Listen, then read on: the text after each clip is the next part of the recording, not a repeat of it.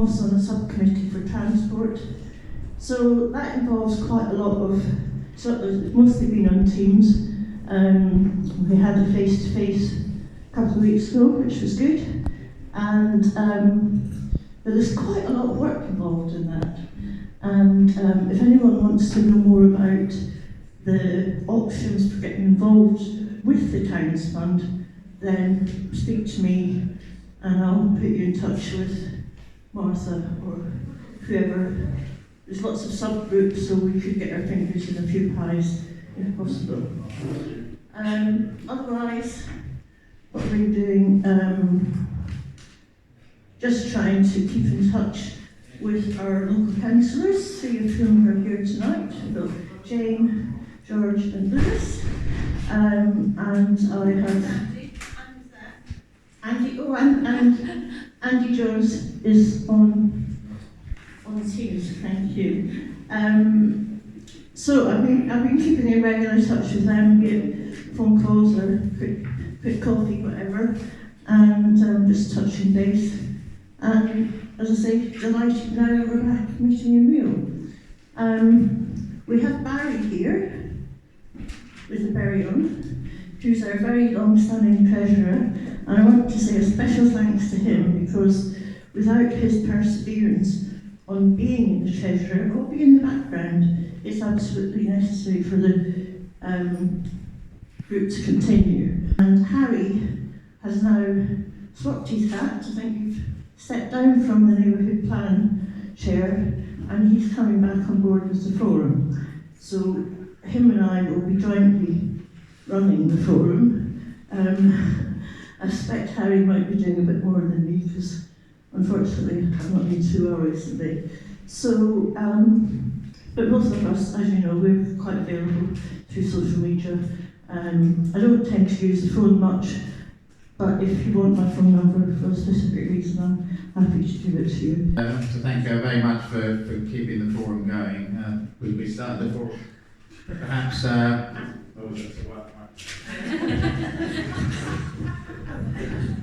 COVID safe, right? Yeah, we started the forum about 10 years ago, so it's brilliant that we still have a forum. I think it's essential for the local community to have a voice, and it's great to have so many people on our first meeting turning up. I'm always worried before a meeting whether people are actually going to turn up, so it's great to see quite a full room here. I'm not going to waffle on too much at this point, but we will be looking to, I'm going to talk about how you can volunteer and get involved with helping various different community groups. It's a really good time at the moment to get involved because there's so much going on and you can really make a difference even with just 1 hour a month, even, whatever you can spare, whatever skill set you've got would be really useful at the moment. But I'll talk about that a bit later. To fly up quickly, we're going to have a quick update from the police. Just to say that we're now going to do the forum once every 3 months, so it'll be 4 a year, and every time we do a forum we'll have an update from the Towns Fund, because it's an extremely important local thing that's happening, and it needs our involvement. It's a community-led thing, and it needs us to be constantly involved with that and help to shape it and help to guide it, and that way we as a community will get what we want out of this.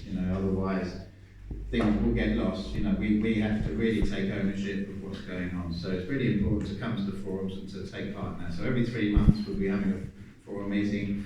Leslie has kindly helped us with this room, and she said we can hold them regularly here. So it'd be great to have it at the same venue every single time, so it's easy to remember where to go. And so without going on too much, I will just introduce the police, which is PSA White. Yeah. Right. Thank you very much. And they will come every time and they'll bring an update. I think today they're just going to introduce themselves, but every other meeting will have a proper update. I didn't know that. Just to introduce myself, I'm actually White. I'm one of the sergeants on the former police neighbourhood policing team. I've got Kate along with me. Kate's one of the PCSOs that works on the team. We are based at a hub in Boscombe, which some of you may know as the old Argos building. It's a joint purpose building with BCP Council. It was a target enforcement team. I think they do a bit more private sector housing stuff there now.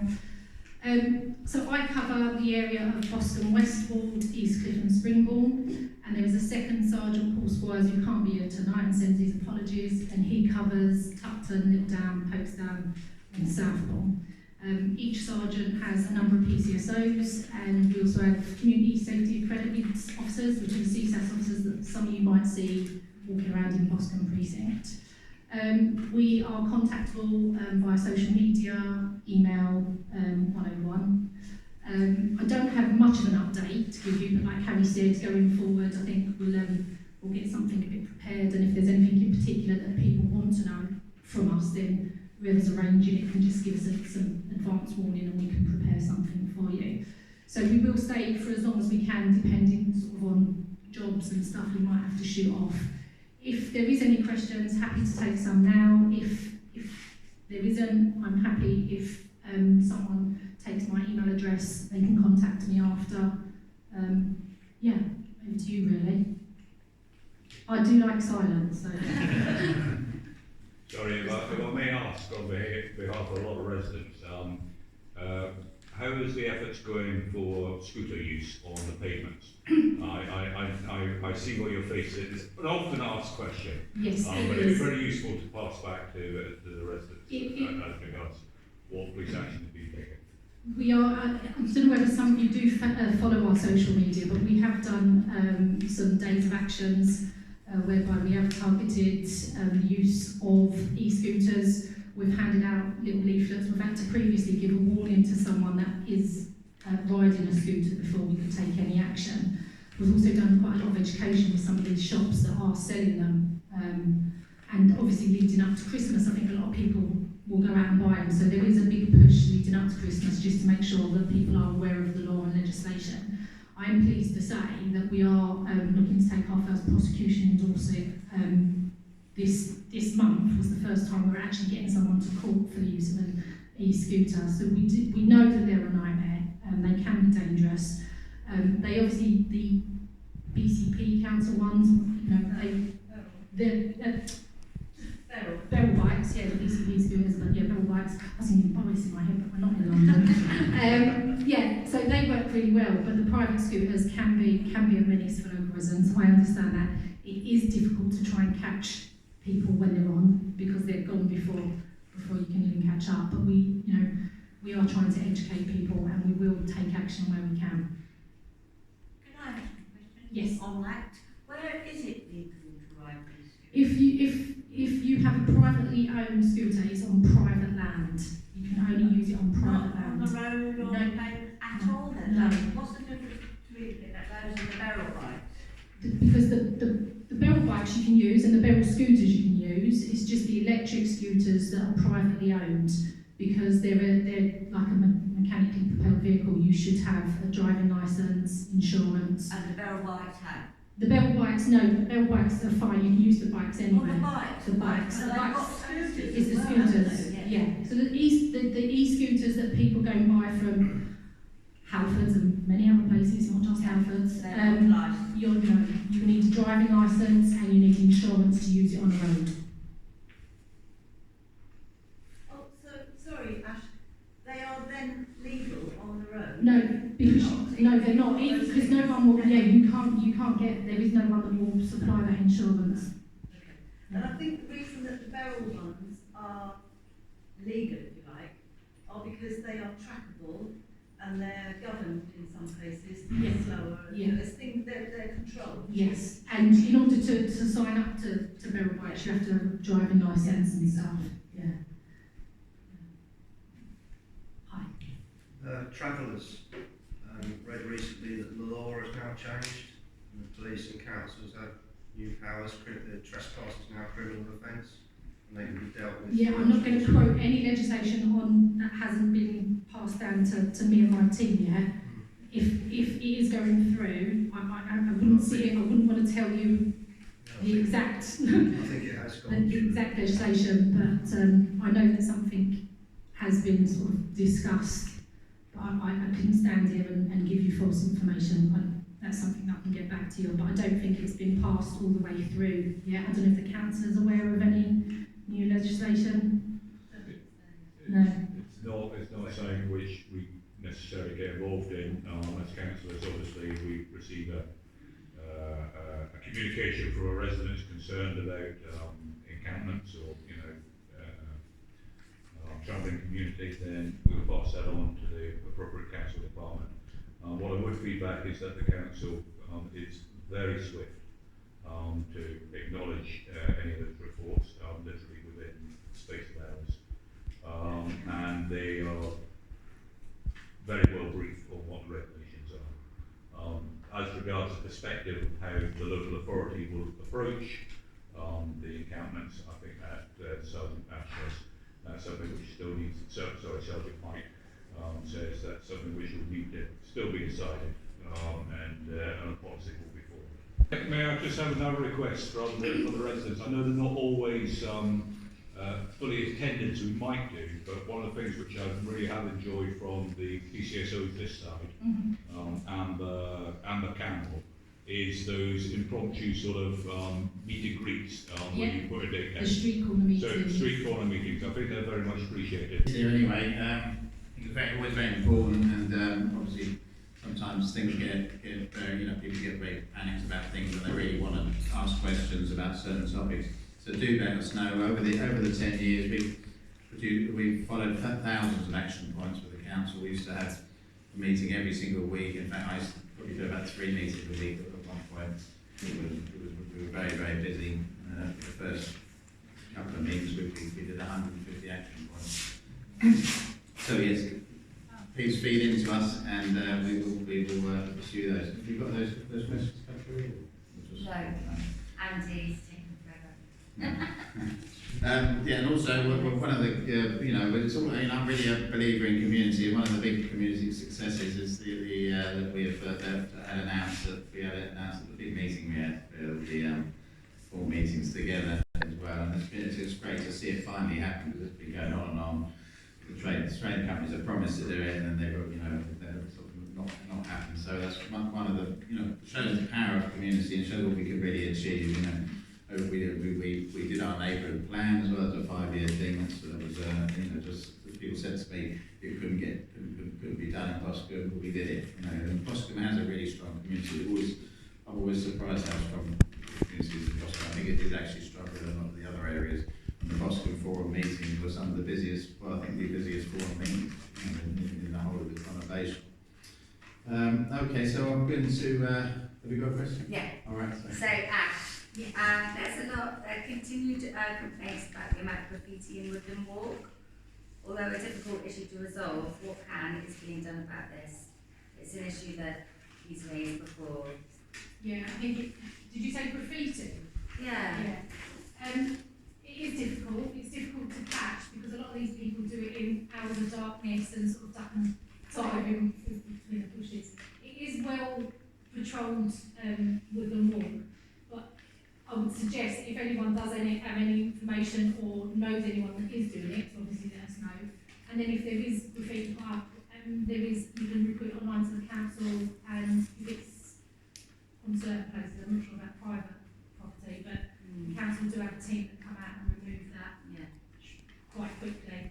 But it is a real difficult one to police because you never, it's not a trend that you can then sort of look at when they're going to be there or when they're next going to cut. It's not like another crime where you can sort of look at the MO and see where to put your resources.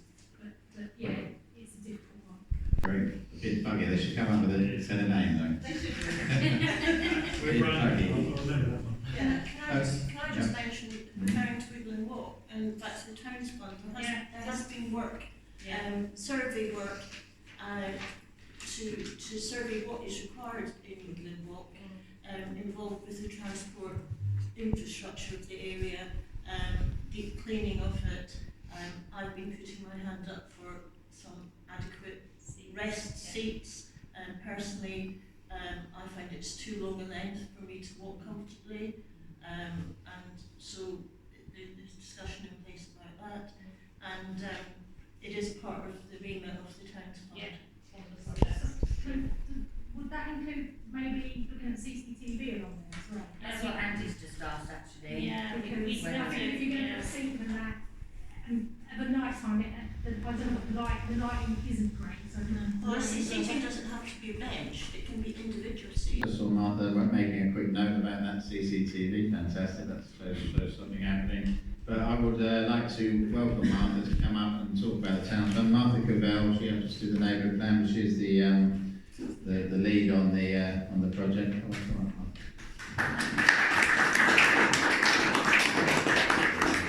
Hi guys. On your seats I've put a little handout. I didn't really want to do a presentation this evening because there's loads of information on the BCC Council Towns Fund webpage. So thanks very much for inviting me. I'm the Programme Manager for the Towns Fund, working for BCP Council.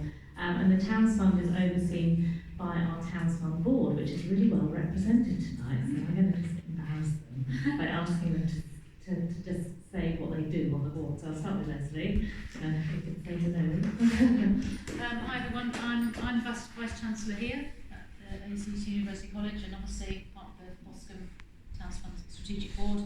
I guess we're a health sciences university, so I suppose I've got a constant eye on health and well-being within what's happening. Obviously, we need people's voices to come forward.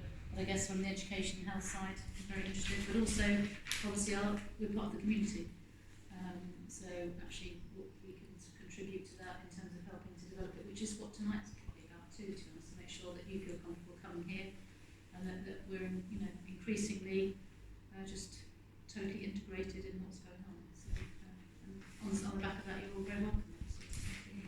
And well-being is a really big part of the Towns Fund initiative, so it's really good to have Leslie and the expertise that she has as well. So we've got Lewis as well. So Can I just start? Yeah. Sorry.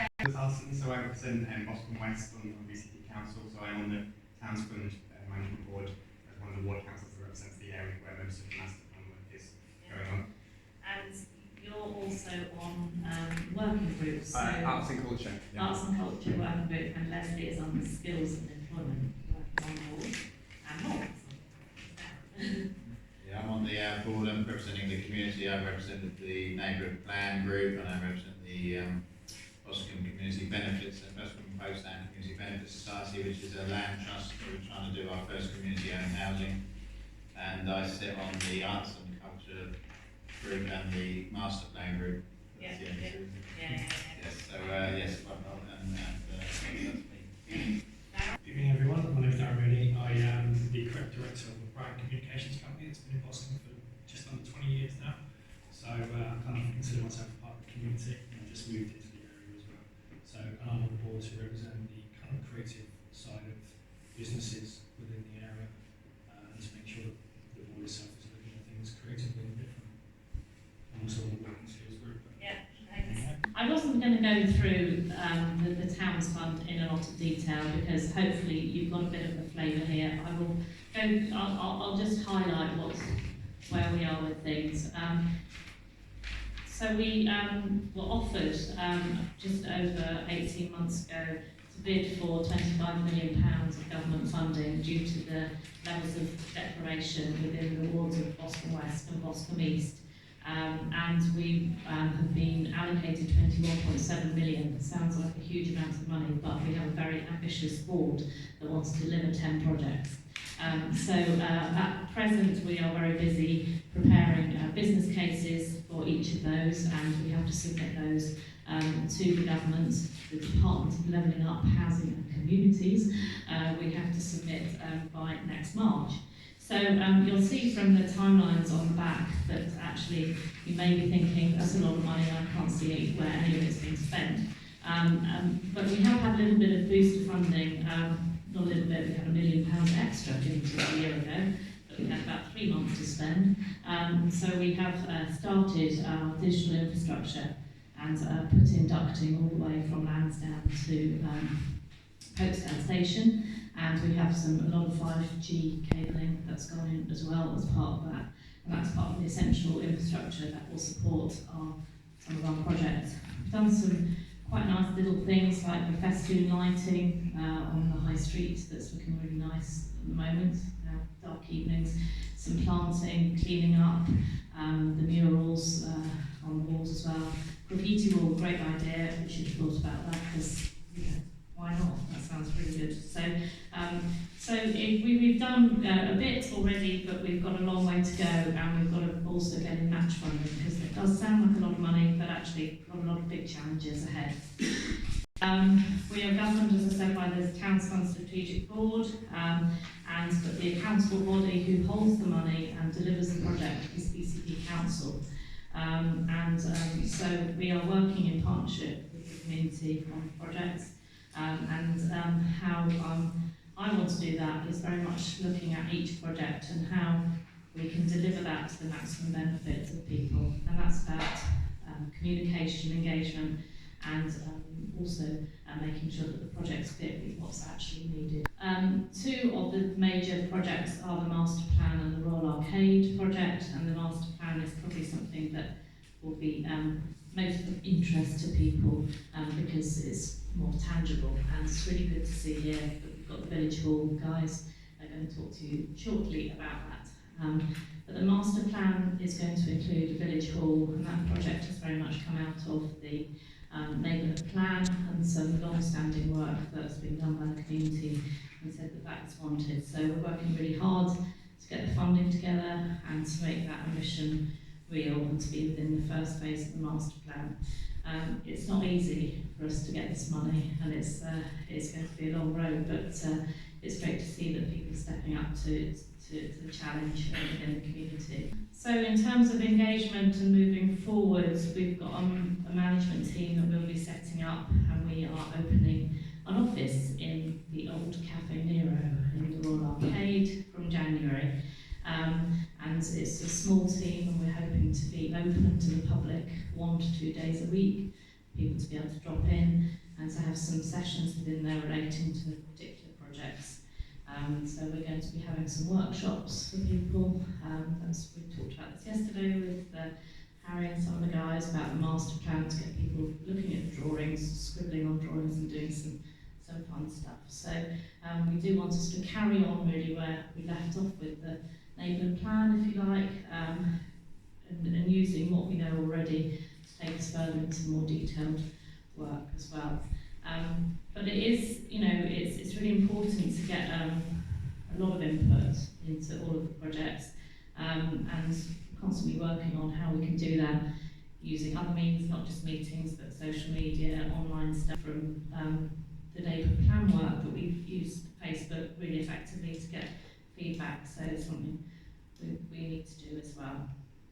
So that's really all I wanted to say, but do have a look at the website, and any ideas, welcome, I can write them down. That will be funded by a variety of sources, not Towns Fund, but it's a private development, effectively, that's how it will be funded.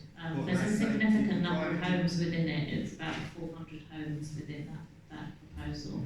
Yeah, so moving the road and that kind of thing, and build, that will be part of the private. Yeah, that will be paid for by the private development that can come forward as part of that, yeah.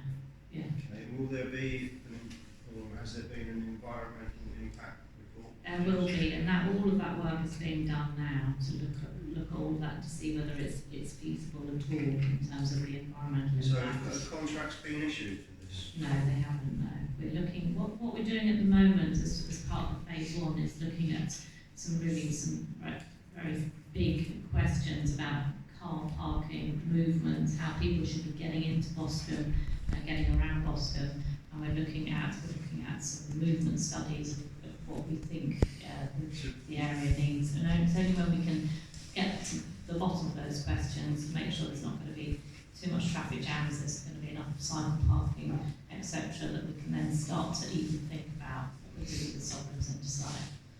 And what sort of timescale? When would that be planning to start that part? So that element of the development will not be starting until nearer 2028. That type of timescale, yeah. It's a significant development, and there's a lot of issues to resolve if it's going to happen. So I've got serious concerns about it, so yeah. I'd like the opportunity to. Yeah, absolutely. Yeah. I mean, phase 1 is the thing to focus on at the moment, because that will happen. Towns Fund is going to enable that to happen. So the 25 million Is that for the first phase, or is that for... So that's the 10 projects, and one of them is the master plan, and that's for the first phase. So that's for the area to the south of Christchurch Road. I've got a plan I can give you actually about that. So, yeah. But the Sovereign Centre and the rerouting of the 500... That's not within the phase one. That's private. Well, it will be taken forward by the council and the urban regeneration company. It's being taken forward by them. Lewis, do you want to add to that? Yeah, no, you're right. It'll be a mixture. It'll be the council, it'll be the urban regeneration company, Future Places, it'll be New River, who are the people who own the land that Sovereign Centre is going to build on, and the Sovereign Centre, and then whoever the contracted person is that's going to build their house. It'll be a mixture of all those organisations that are funding phase 2. Right. And Sue?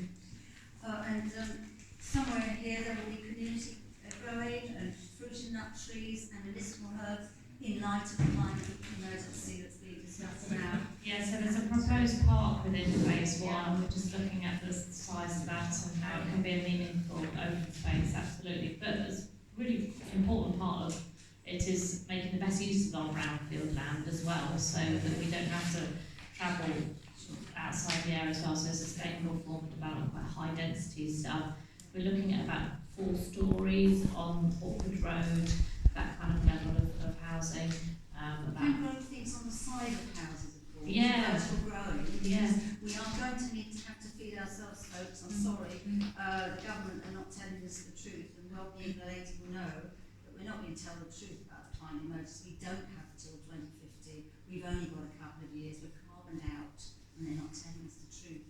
And I think the police will know, given the people they've to undo, that there's a lot of respectable people now very, very frightened and upset in regard to what the Queen and David Attenborough was telling us. This is really, we've got to factor this into everything we do. Yeah, it's a huge challenge for the master plan, absolutely, to make the best use of the brownfield land for the future, have gardens and balconies within each unit, because we know that people want that, but also to have the open space and access to open space. We've got this fantastic beach, but we can't, a lot of people can't get to it very easily, so that's a challenge, and car parking is the biggest issue, it seems, with the master plan, so, and I think that's something we're really thinking hard about. Can I just ask about the car parking? Obviously, Hawkwood Road is a huge car park, and it does look for in summer, and there's new homes there. Obviously, they'll be provided for car parking, but is there going to be any extra car parking for residents that are already there, or people who want to visit the beach? So we're not going to be providing any additional car parking, no. There's in the master plan area, which is sort of Gladstone Road all the way down to Hawkwood Road, at 1,200 public parking spaces at the moment. So that's the kind of level that's appropriate for Poole Town Centre, not a town centre like Boscombe. So what we're looking at is reducing that overall in the master plan area to about 600. So it sounds a lot of reduction, but actually, when you look at the vacancy rates in the Sovereign Centre in particular, we think we can do that. But what we're doing at the moment is we've done a parking survey recently, and we're doing a proper strategy to make sure we consider what the knock-on impact is going to be. So we've looked at the residential parking on the roads to see, what the situation. We know they're heavily parked in the evenings, for example. So it's really difficult, but you can get 4 residential units on 8 car parking spaces. So at this time, with the climate crisis, we need to really think quite hard about what's the best use of our land and how we can use it effectively. So it's a challenge, parking movement. Yeah. If you reduce car parking, which I agree with, how will you actually move people into the Boscombe area? If you don't want them to drive, how do you expect them to get to this new development? And the other point, you say, I don't disagree, buses got to be private.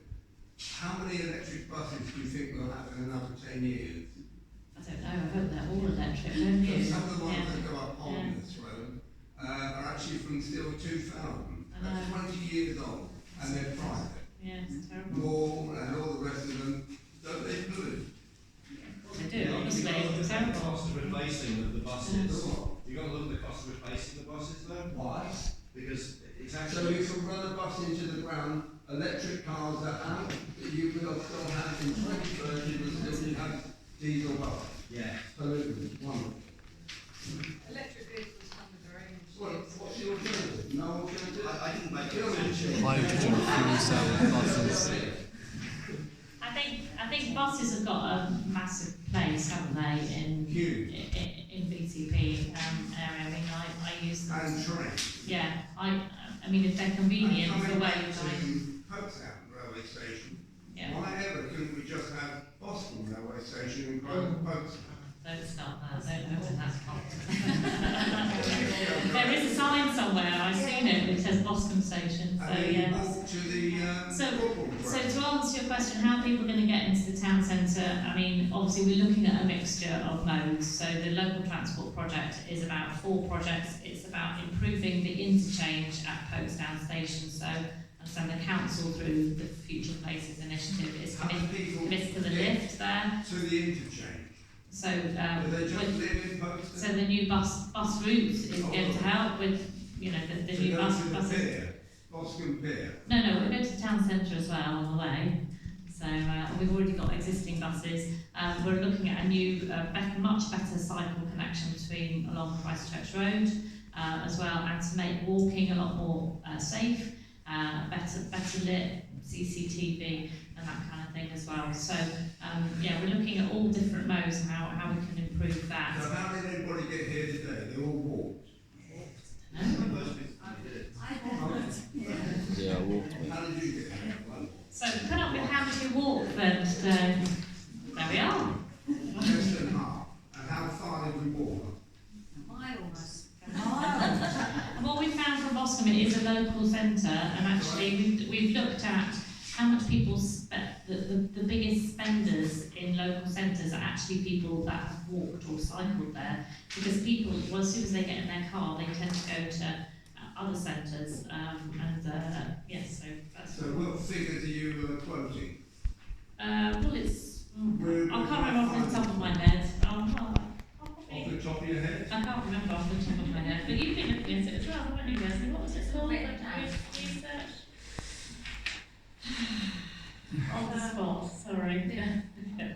Will there be opportunities for people when you do your parking study and your transport surveys and stuff? Will there then be potential for people to get involved in a workshop and kind of express their, like this gentleman here, express their concerns and what they would like, and to feed into that process maybe through your hub? Through the office on Townsend office. So no, it's a good point to raise. You know, we need to think about it. I understand that. I think it's very important that kind of whole structure is really looked at and everyone feeds into that process, because I think that will help shape that. We need to move on, sorry. Already 20 minutes. We've already... Sorry, Take the last question. From my understanding of the town's funders, and there's lots and lots of meetings, questions about existing parking came up and were very robustly discussed within the town's fund with the strategic board and subcommittees such as transport. Now, one of the points to remember is we want to make Boscombe survive. We're all aware of how every high street in the country is suffering from internet, shopping, etc. And one of the things that came out of our discussions were that actually the majority of people parking in Hockley Road at the beach never go near any Boscombe shops. They buy their beer, their beach balls, their sunkeep, whatever, outside of Bournemouth altogether. So by encouraging less parking on that side and more use of the southern centre, which is, I don't think it's ever full, survey shows got more capacity than used, then people will walk through the new pathway that's coming to phase 2 and be encouraged to buy their beer locally, etc., etc. And that will help all of us, because the footfall and the spend is what will encourage other businesses to invest in the area. So it's not just about the car,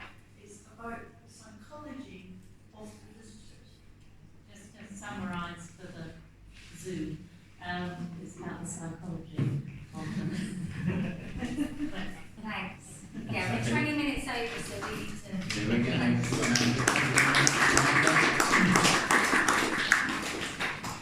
we've got quite an ambitious agenda, so we're going to have to motor through it. We are going to be visiting this every 3 months, and like Martha said, in Cafe Nero in Boscombe, they're going to be setting up a hub information centre from January where you can go and take part in workshops and get more information as well. I think it's very important that they develop their communication strategy. It's a very complex scheme. It's going to go on for years and years, and really, you know, that we need to get that information out as much as possible. That's why I'm very keen to do these meetings regularly and get a good thing. Also, on the subject of the urban regeneration company, I think perhaps we'll try and get them in next time. So I know they're just setting up now. It's a council's thing. I don't know very much about myself. So it'll be good to get them to come in and say what that is and what that is, what does it do. Okay, one of the things that over the years have been in the forum that's come up over and over again is about community centres. Obviously Boscombe lost its community centre about 10 years ago, and people have kept raising this in public meetings ever since, pretty much every public meeting I've held. So I'm pretty pleased to introduce, well, the part of the Towns Fund process is the Village Hall or Community Centre.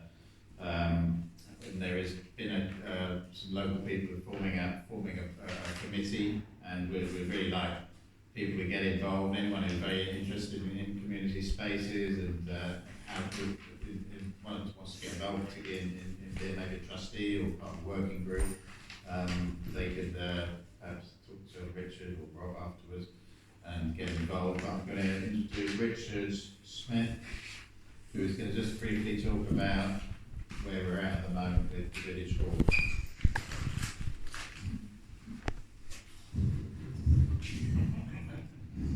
Mercy.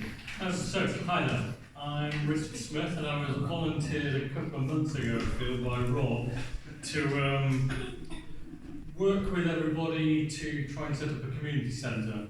At the moment we're using the term Village Hall, and it fits into Martha's master plan. So I think we're talking about 2025. So it gives us a couple of weeks to get everything nailed and sorted.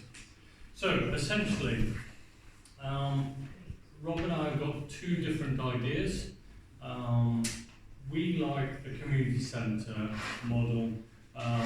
We like something based around health and well-being, providing services for everybody within the community of Boscombe.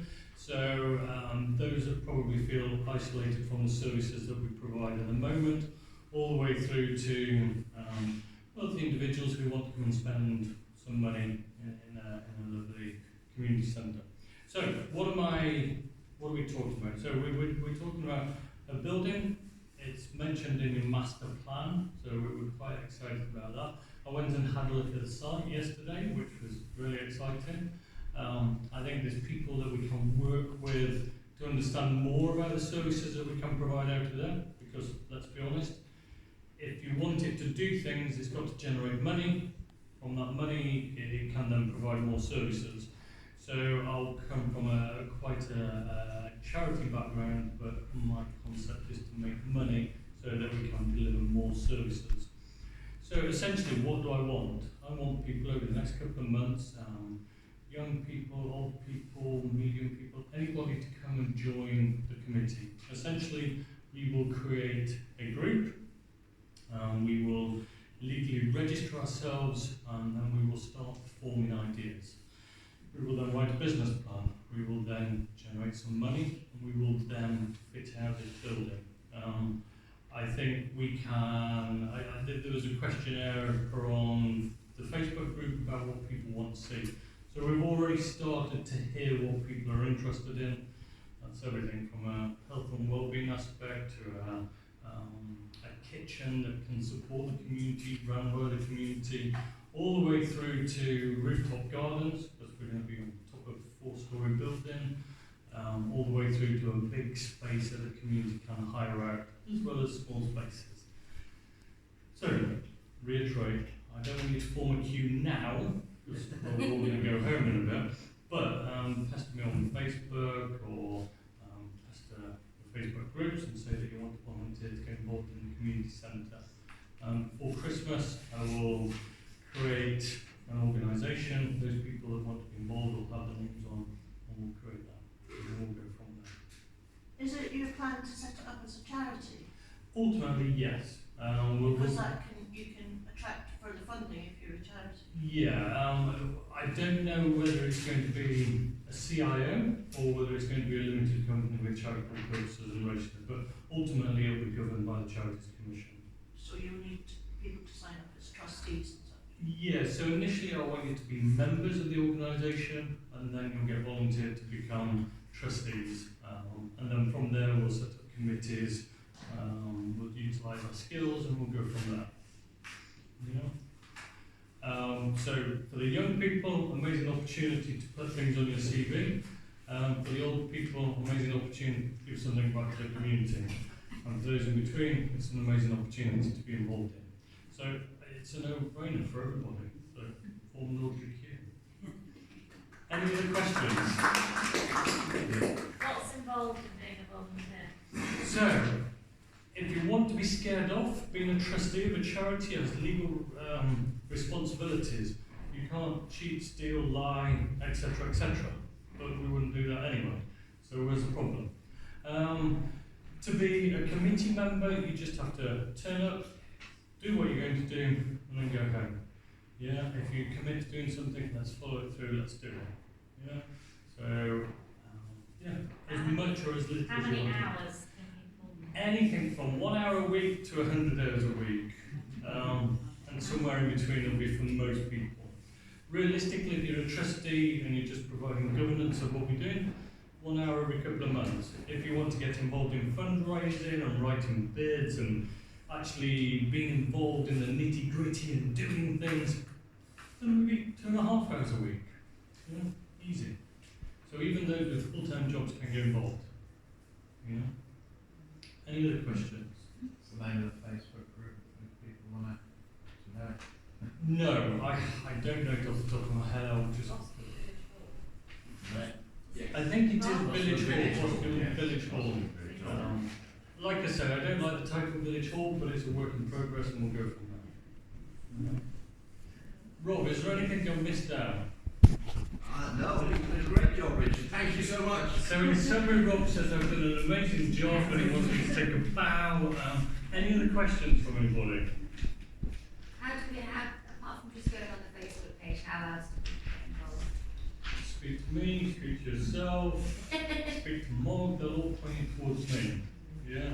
I mean, no offence, all the other projects within the regeneration are really important and really worthwhile, but obviously mine is the most important one. Yeah? Apart from the forum. Of course, I stand corrected. So the second most important one. Yeah? So, you know, if you want to get involved, don't be at the back of the queue because I'll give you all the rubbish jobs. Activity or meeting, next meeting? I don't know, when should we have one? Let's. It's next week. Realistically, It's on the 10th. I am not here, that's why I'm missing that one out. Rob will represent me, there will be a meeting, we'll discuss things. Realistically, we need to get lots in place before Christmas. We need to start that committee and forming ourselves. So I think you're right, it is next week, but let's get cracking. Thank you very much, Richard. That was brilliant. I'm really excited by that. We potentially will get a village hall or a community centre. I don't know the name.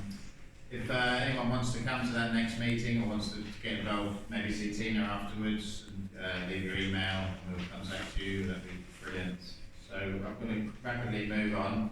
We're holding this meeting in Chiropractic University. It's Bournemouth's third university now. It's based entirely in Boscombe. It's a really exciting space and they're expanding across the road currently, and I'm going to introduce Leslie, who's going to just briefly explain what they do here and how that can benefit the community. Well, I'm short as Martha, so I'm going to bring the microphone down a bit as well. I'm really proud to welcome you all here tonight. Thanks so much for coming. As Harry said, I guess it's known locally as the Cairo College from 1965 till came here in 1985.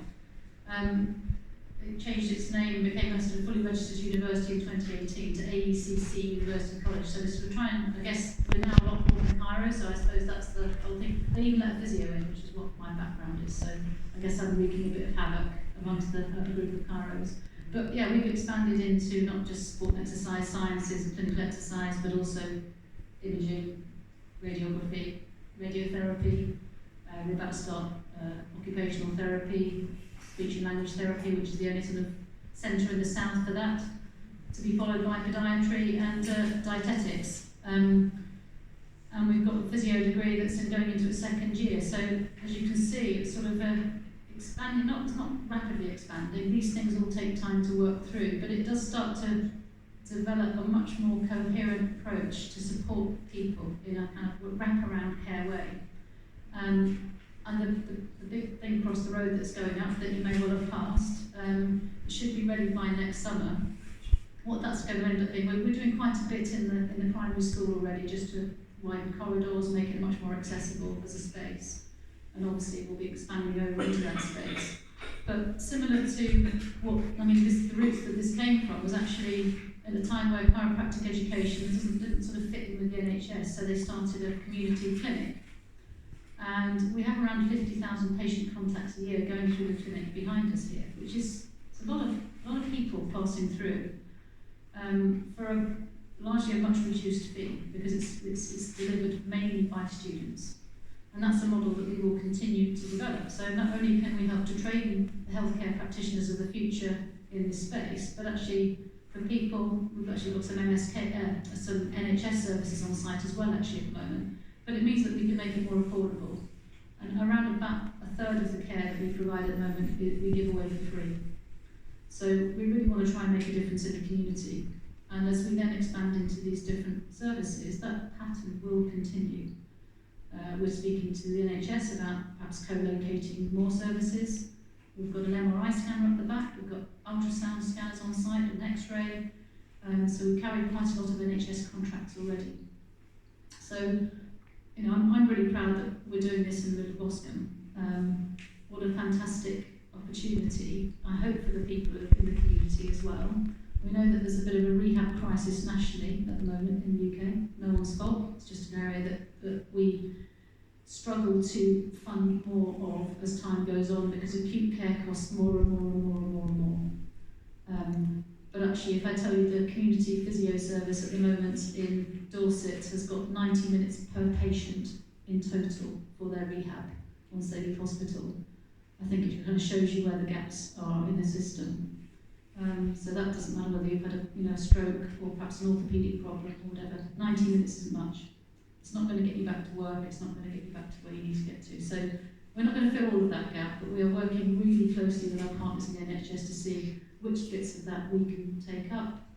But actually, because it's here, I'm hoping that actually that's something that we can really support this community, for those people that fall into that gap, to come along and get the right care that they need to get reconditioned, build up their confidence, and get back to work, get back to caring, get back to their activities, whatever their lives are. So I'm really proud to support the community venture as well. This is really timely, because actually today, and you'll see some purple signs around, we've actually launched our new strategic plan. So if you're interested at all, there's some copies of it out the back, and it's on the website as well. So just to sort of, I suppose you can see it in that, we do, it's supposed to much stipulate a caring, inclusive, collaborative approach. So working much more in partnership, which in the last 18 months it's been much harder, but I'm hoping that that's something that we can reignite and move forward with. There's also some cakes at the back too, so please, if you haven't had one already, please take some home with you as well. But you're so welcome, and as I say, hopefully this is a really blossoming community partnership that we can continue to support, and you're all very welcome here whenever. We pop in for a cup of tea, people come onto the site all the time, it's a very open, informal place. So if you're passing by, just come in and say hello, have a look. But thanks very much for coming.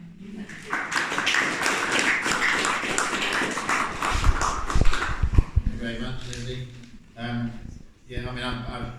relocation here twice with my back problems, and I was very well looked after. There's very affordable treatment as a local person. You just come in here and walk in and get seen, and they'll give you an X-ray, and they'll give you some affordable treatment. You might even get referred by a local doctor essentially here. What I'll do, Harry, is I'll provide some vouchers as well, so to the community members, so that people can come in. That'll be really kind of very much a low cost. Well, there you go. If you've got any problems, if you have a contact us, and we'll have to do that. Yeah, that's a lovely offer, Leslie. I just wanted to add sort of my congratulations to Leslie and this wonderful facility which, as you say, is expanding. And I think there is a lot of ignorance, even locally. So anything we can do, be social media or, dropping in at other meetings with information, we'd be very happy. And if we're having meetings here, then obviously you'll be on the agenda. But also, my background's health in acute surgery, intensive care and theatres. And I'm now a service user rather than a worker. So I think it's fantastic that those kind of services have a central focus here. And anything that we as a community can do to help support Leslie and the services here in the early stages will hopefully have something good to build on. Thank you both. Perhaps get involved. Obviously, if you want to get involved in any projects, come and see Tina afterwards, or drop us a message through Facebook. There's a lot of different organisations. I wanted to introduce a few more. Like there's the Community Benefit Society. If you're interested in community-owned housing, which we want to develop more of in Boscombe, and obviously the Popestown Forum needs people, and the Boscombe Neighbourhood Plan needs people because they've got funds that they're not need to distribute now for the silver money. I'm just going to introduce now Anna for about the Spire project. The Spire project is based in Churchill Gardens. It's a really exciting project I was part of the working group. It was strict lockdown was happening to just sort of gauge what's going on. I'm just going to. As Harry said, we're a EU funded project in Churchill Gardens. I don't know, you might have seen the new community hub that's being built. So that's going to be replacing the Joy Cafe. The Joy Cafe will be living in there, and it's also going to be a hub for basically to help the local community with their health and wellbeing. So we're doing this through quite holistic ways. We have an ethos of grow your own, eat your own, sell your own.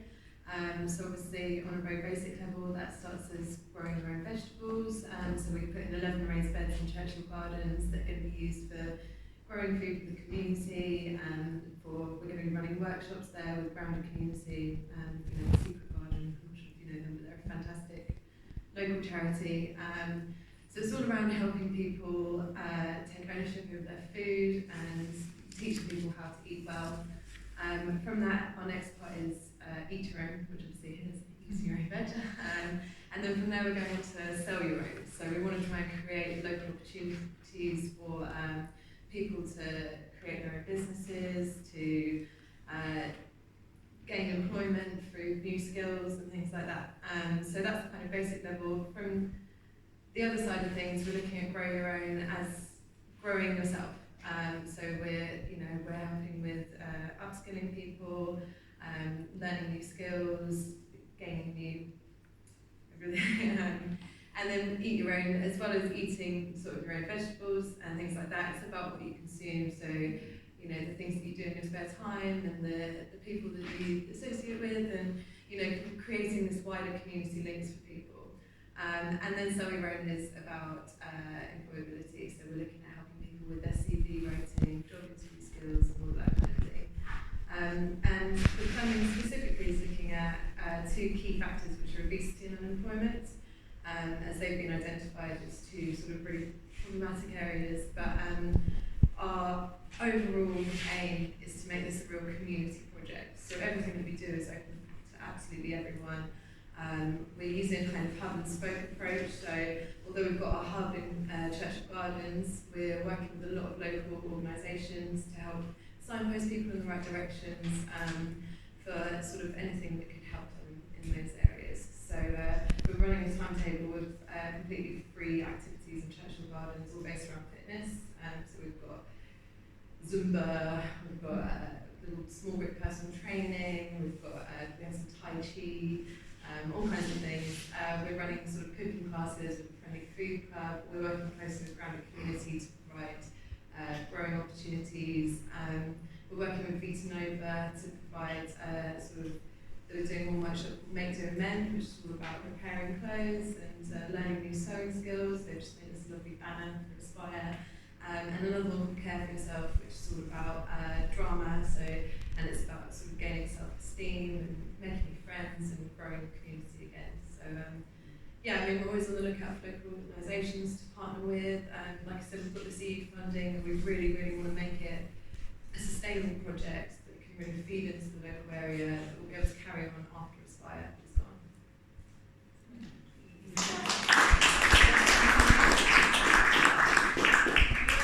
Just talking about helping people into work. Yeah. Are you connected with the Outset in Darracott Road? No, I don't. Not heard. They are doing what they do. They concentrate on teaching people. It's free, like you, and they will help somebody through their business, what they want to do with their business, whether they can actually afford it. Have they thought about the cost of the shop?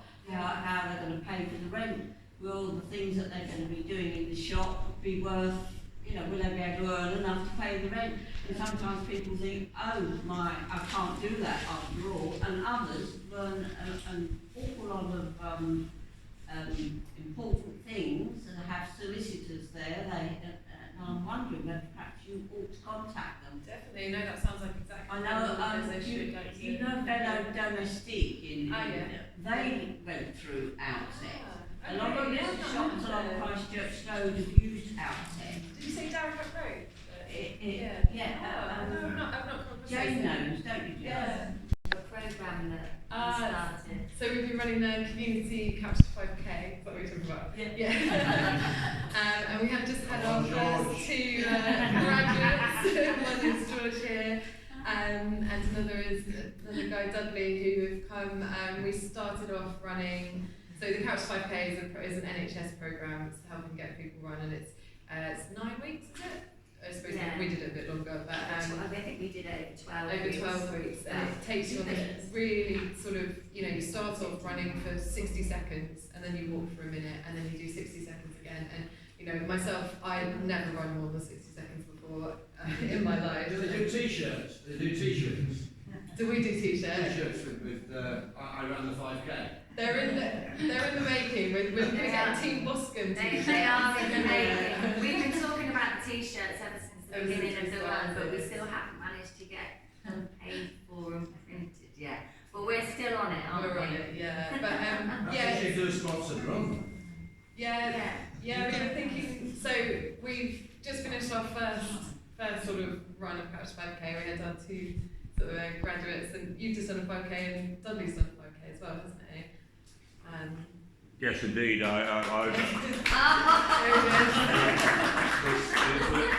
won't take the opportunity to take the mic. But I heartily recommend to get involved in any of the activities which is run by the Aspire project. They've got a very comprehensive programme for all abilities and all interests, and it's one of the real success stories of how a community coming together with volunteers, etc., can actually deliver and inspire individuals to do more than they thought was possible. I'm at the age of 55 now, and it's been many decades since I ran 5K, but as Anna said, you start with 60 seconds, and then eventually at the end of the 9 weeks or 12 weeks, you're running 30 minutes. And the other thing which it actually inspires then is to encourage more people to get involved. And then, in my own case, it's to raise funds for, charities which are important to me. And, it just opens up a new world. And it doesn't matter if it's running or if it's doing Tai Chi or, exercise classes or any of the activities, grow your own. It just actually opens up new interest and introduces you to new friends. Because shared adversity and shared learning is definitely the way to do that. So I'd heartily recommend supporting the Aspire project, looking at their programme and getting involved.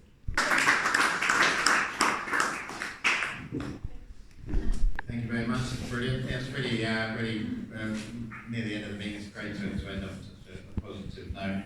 I'm going to open up any other business, but I'm just going to cover that. Just been told to mention the beach. You mentioned Peter Nova working with the Aspire project, doing the needlecraft stuff. They've got an event they're based in Ramelia Lane. They've got a little theatre company, and they've got an event which is Arts and Craft Market on the 6th of November. That's at 11 Ramelia Lane. And that's going on all day, I presume. Okay, so if you're interested in attending that, 10 till 5. And it's an opportunity to look at their little space that they've got there. They've been around a long time, Peter Nova, and they've done a lot of good in the community, so I encourage people to go to that. Also with the Boscombe Forum, we are really looking for people to come and get involved. Anyone who's interested in the community would like to come and join us, please come and see me afterwards. We're going to have a committee meeting in about a month's time. We really need a few extra bodies on board, so come and see me afterwards. So I'm just going to open up the floor to any other business. Do we have any other business to finish on? No. I think one of the things that I was just thinking of is, as a point going forward, is that I think I work with the council to put a list together of all these different organisations going on, what they're doing, and contact information, and we'll try and get some stuff on the Facebook. I know everyone's not on Facebook all the time, so we'll have some leaflets next time with a lot of contact details, but there's so much going on at the moment.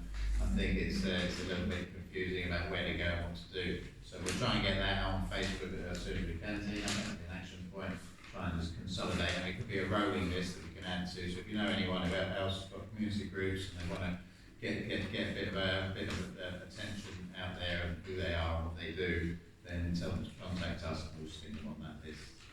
Okay, thanks everyone for turning up. I think it was a really good meeting. I'm just thanks to all for coming, but actually just about how you get out, which is the thing you want to know. We've closed the front door, so there are 2 routes out, and if you want to use the restroom on the way, they're just down the corridor, so that you don't go back to the main entrance, because that will be closed. And don't forget the cake. And don't forget the cake, because otherwise I eat it all and I can't Just one more thing from Mr. Morrison before we finish. Just before you go, again, thank you for coming. We do need help on the forum. There's lots of things going on. We can help feed any volunteers into our organisation because we've got sort of contacts with most of them. I want to say a special thank you to Tina Kirkman, who as she works part-time for BCP as a local Boscombe liaison officer, but she does far more hours than she's paid for, and she's been really helpful to me to keep the forum Facebook page going, and we've had regular meetings just to sort of help with my sort of energy levels and just to touch base about lots of local things. So thank you, Tina. We'll be publishing, we've got a video being made by my son here, Gregor, which we've got on the internet. We've always recorded the forum for people who couldn't make it. Plus we've been running a Zoom meeting, as you might have seen, so we've got a recording of that, we'll publish as well. So if anyone, if people haven't, if you know anyone who hasn't been able to make it tonight, if you look at our Facebook page, we will very shortly have a recording of tonight's event. Thank you very much everyone for coming, and safe journey home. Thank you.